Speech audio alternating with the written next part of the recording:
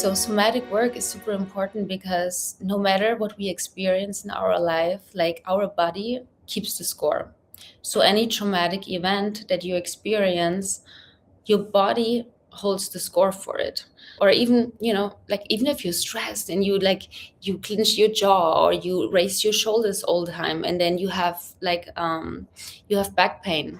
So somatic work is about becoming aware of the sensations in your physical body and just with awareness sit through it, even breathe through it, and let those emotions pass, because emotions are motions, so they have to pass through the body. And that's a beautiful thing about somatic work, to I think clear stuck energy in the body.